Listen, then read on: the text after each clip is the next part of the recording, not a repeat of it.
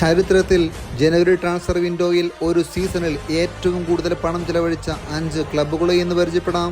5-ാം സ്ഥാനത്ത് യുവന്റസ് ആണ്. Juventus 2022 winter transfer മാർക്കറ്റിൽ 104 മില്യനാണ് ചെലവഴിച്ചത്. 4-ാം സ്ഥാനത്ത് PSG ആണ്. 2024 വിൻഡർ ട്രാൻസ്ഫർ മാർക്കറ്റിൽ PSG 105 മില്യൺ യൂറോയാണ് ചെലവഴിച്ചത്. 3-ാം സ്ഥാനത്ത് FC ബാഴ്സലോണയാണ്. FC ബാഴ്സലോണ 2018 സീസണിൽ ജനുവരി ട്രാൻസ്ഫർ മാർക്കറ്റിൽ 147 മില്യൺ യൂറോയാണ് ചെലവഴിച്ചത്. 2-ാം സ്ഥാനത്ത് സിറ്റിയാണ്. സിറ്റി 2025 വിൻഡർ ട്രാൻസ്ഫർ മാർക്കറ്റിൽ 218 മില്യൺ യൂറോയാണ് ചെലവഴിച്ചത്. 1-ാം സ്ഥാനത്ത് ചെൽസിയാണ്.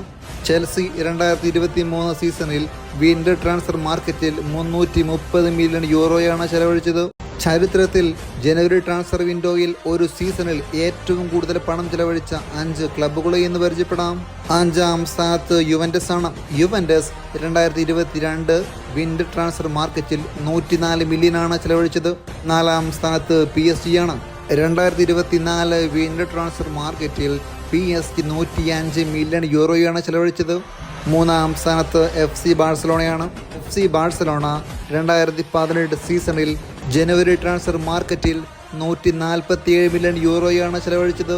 2-ാം സ്ഥാനത്ത് സിറ്റിയാണ്. സിറ്റി 2025 വിൻഡർ ട്രാൻസ്ഫർ മാർക്കറ്റിൽ 218 മില്യൺ യൂറോയാണ് ചെലവഴിച്ചത്. 1-ാം സ്ഥാനത്ത് ചെൽസിയാണ്. ചെൽസി 2023 സീസണിൽ വിൻഡർ ട്രാൻസ്ഫർ മാർക്കറ്റിൽ 330 മില്യൺ യൂറോയാണ് ചെലവഴിച്ചത്.